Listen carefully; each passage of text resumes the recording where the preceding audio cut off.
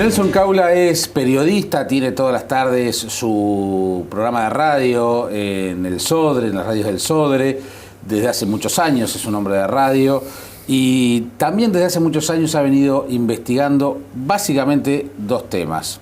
Uno es como se le llama, el pasado reciente, la historia reciente, con los primeros trabajos de los primeros periodistas con los que estuvo trabajando junto a Alberto Silva el tema de la historia reciente y el tema de Artigas, de diferentes variantes. Y bueno, el pretexto es su último libro, Las 9 mujeres de Artigas, pero yo quiero aprovechar de tenerlo aquí. Es un honor recibir a alguien que aprecio mucho, porque cuando recién me mudé para Montevideo, fue uno de esos tipos referentes para mí, así para mí es un honor recibirte, Nelson. Bueno, Jaime, un gusto enorme estar contigo siempre. Cambiamos un poco el escenario, sí. Salimos de la radio para algo un poco distinto. Es un gusto. No, y siempre tan atento con todas mis cosas, mis producciones, la verdad que... Por favor, que ha sido muy prolífica. Lo tengo que agradecer. Por favor, Nelson. Vamos a hablar de Artigas, pero quiero aprovechar 2 segundos vinculados al tema de la historia reciente, porque bueno, Alto el Fuego fue uno de aquellos primeros libros vinculados a ese tema junto con Alberto Silva, con innumerables reediciones, y ahora con la visita de Amodio Pérez como que todo ese pasado vuelve, ¿no? El suéltame pasado de Lelutier. Amodio Pérez nos pone a Alberto Silva y a mí como los que iniciamos el camino de la historia oficial de su delación o algo por el estilo, y que bueno, todos los demás después siguieron la misma versión. Yo digo, bueno, pero es culpa de todos los demás que no investigaron otras cosas. Nosotros en ese sentido no tenemos mucho que ver, pero también es cierto, sí, fuimos los primeros, metamos en esos temas, lo miramos y lo remiramos, Alto el Fuego. He releído el capítulo que le dedicamos a Amodio y después de su aparición en escena, con Alberto llegamos a la conclusión de que no tenemos ni una palabra para rectificar o para cambiar, cuando bueno, mucha gente empieza a ver otras versiones, ¿no? de la historia del MLN, y digo, es muy raro porque además Amodio aparece en escena y dice esto fue así, así, así, y enseguida la gente, o algunos periodistas, o algunos entendidos en la materia, o más o menos, lo aceptan, le creen. Yo digo, ¿dónde están las pruebas? Porque yo también puedo opinar o decir determinadas cosas sobre el pasado reciente, pero lo tengo que probar además, ¿no? En una investigación. De repente no alcanza con un testimonio, ni con 2, ni con 3, hay que documentarlo, hay que hacer un montón de cosas. Y yo no veo que Amodio esté documentando nada de lo que vino a desmentir a la historia oficial. Es su versión, ¿no? Está bien, pero él es el protagonista.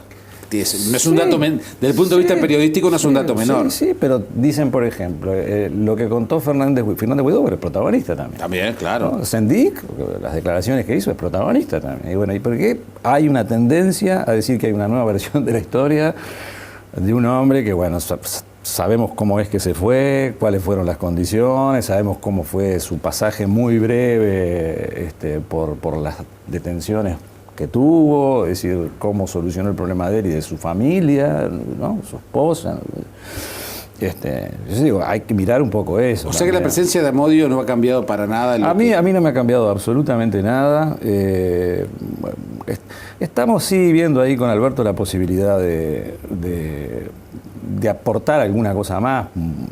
En parte un poco esto que te comentaba vos, ¿no? En lo que nos es personal, y mirá que recorrimos las páginas, insiste mucho con que todo el problema radica desde haber marcado el lugar de donde estaba la cárcel del pueblo, que no era él, que era Nepo Bassen. Yo, increíblemente, en el Alto el Fuego está consignado hasta eso, es decir, nunca se hizo demasiado, se escribió y medio como que se aceptó y quedó ahí.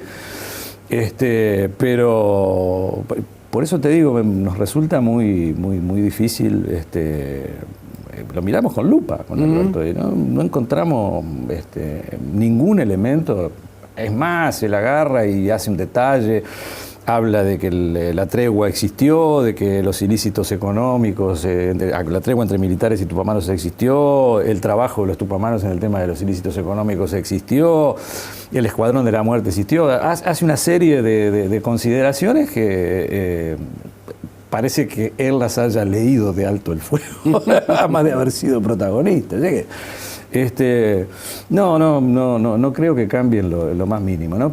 Algún casillerito ahí de la interna del MLN, digamos, ¿no? Hasta antes de que él se vuelva un delator. Esteban Valenti acaba de escribir una cosa, dice Esteban, que yo la certifico. Dice, entregó y delató todo lo que dicen que entregó y delató y hasta más.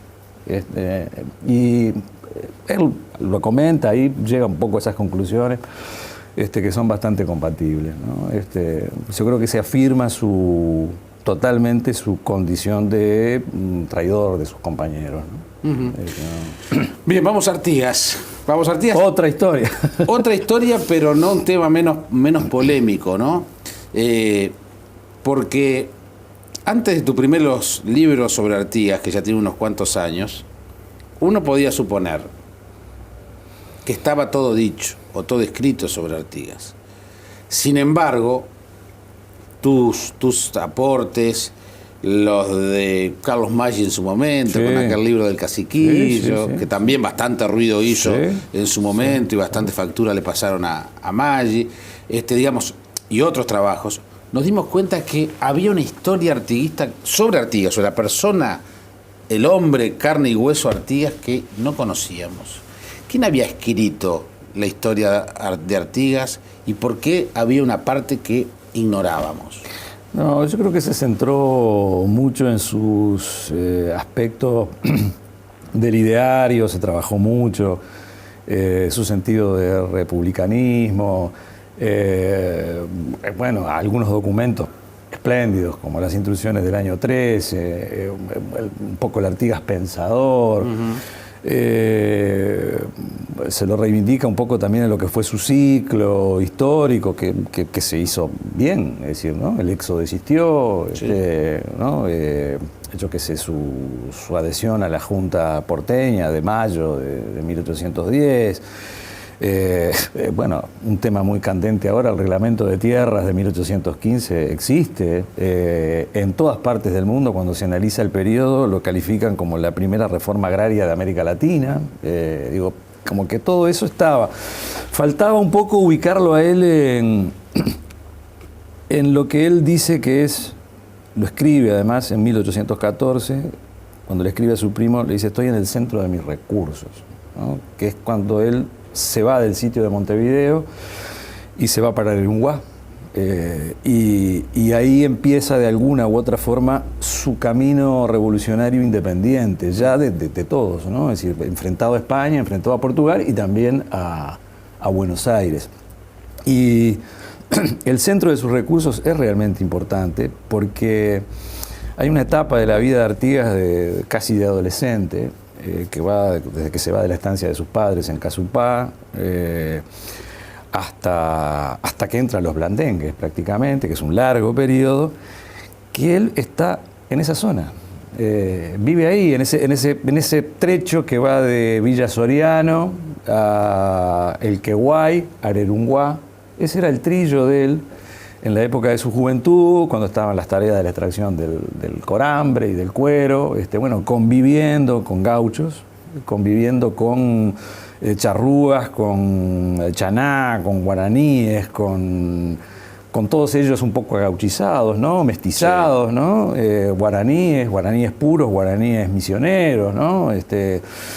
Y ese es realmente el universo más artiguista, ¿no? Yo no encuentro mucha explicación a muchas cosas. Por ejemplo, que en el reglamento de tierras aparezca que para que sean los más infelices, los más privilegiados. Eran todos esos que él conoció. Los negros, los menciona. Dice los negros, los zambos de la misma especie, los indios, los criollos pobres, ¿no? Las viudas de igual condición, ¿no? Entonces, digo, esa era un poco la etapa de lo que de repente no se había explorado mucho, lo ha trabajado muy bien Carlos Maggi, y bueno, y después creo que este humilde servidor ha aportado algo, y es una historia que convence muchísimo y a la que se han aferrado muchos argentinos, historiadores muy importantes de Argentina. Francisco Senegaglia, por ejemplo, acaba de escribir un libro que le puso La Otra Revolución, donde me cita mucho y donde teoriza con mucho nivel este universo tan artiguista, y que fue un poco lo más distintivo, digamos, ¿no? De decir su tono y su acento revolucionario, ¿no? ¿Qué es lo más artiguista de la revolución? Bueno, este mundo, ¿no? Sí, no quiero hablar del tema Argentina, pero tratando de revertir la famosa leyenda negra. Bueno, lo que pasa que sí, bueno, ahí trabajaron mucho Sarmiento y Mitre, sí. Y Sarmiento y Mitre están siendo muy cuestionados, y dentro de los cuestionamientos obviamente viene el cuestionamiento al daño tremendo que Sarmiento, sobre todo Sarmiento y Mitre, le hicieron a la figura de Artigas, ¿no? Y además hay un intento desde muchos ámbitos, hasta de la academia, de darle un encare más federal al pasado argentino y menos unitario, ¿no? Que es un poco, claro, es esa idea. Hoy está en una tensión, hay una pulseada, hay una tensión muy fuerte entre esos dos aspectos, ¿no? Y está primando mucho el de una mirada bueno, ahí estuvo la presidenta, sí. Diciendo Artigas quiso ser argentino, no lo dejamos. Sí, sí. Es parte de eso, claro. de esas movidas que hay, ¿no? Bien, ¿qué tan importantes han sido las mujeres en la vida de Artigas? Y bueno, yo creo que muy importantes, ¿no? Porque si vemos un poco los periodos que hubo de vida compartida con cada una de ellas, por ejemplo, estas relaciones que yo siempre insisto, no fueron simultáneas, sino sucesivas, ¿no? Es decir, terminaba una relación de pareja, después empezaba otra, habían hijos, después venían otros hijos. Un Artigas que, hasta que yo no hice este trabajo, siempre se lo veía como un tipo solitario, ¿no? Solo con una mujer. Aquella cosa del ostracismo, ¿no? Casado una sola vez en la vida. Con su prima. Pero acá aparece un Artigas que tiene que contar con una compañera a su lado, ¿no? Así, a mí me parece que eso es una cosa muy fuerte. No sé si la gente lo ha percibido a carta cabal o no, pero tenía que tener una mujer al lado, tenía que tener una compañera, ¿no? Tenía que tener una relación con sus hijos, a pesar de las tareas que lo tenían siempre a caballo por todos lados, ¿no? Desde su juventud. Pero está eso. Tiene una compañera muy importante en Montevideo, Matilda Borda, que está con él en esos 2-3 años en que se elaboran las instituciones del año 13, ¿no? Es decir, el tipo tenía que tener cierta paz espiritual, además, para estar en esa elaboración de un pensamiento tan conmovedor para la época, sí, ¿no? Y Melchor Acuenca, 5 años en la Villa de la Purificación, es decir, anacrónicamente, diríamos que es algo así como la primera dama de todo el protectorado, de ese Artigas al frente de la Liga Federal de tantas provincias, ¿no? Una mujer, teniendo 2 hijos también, ¿no? Yo qué sé, me parece que fueron bastante más importantes de todo lo que pensábamos, ¿no?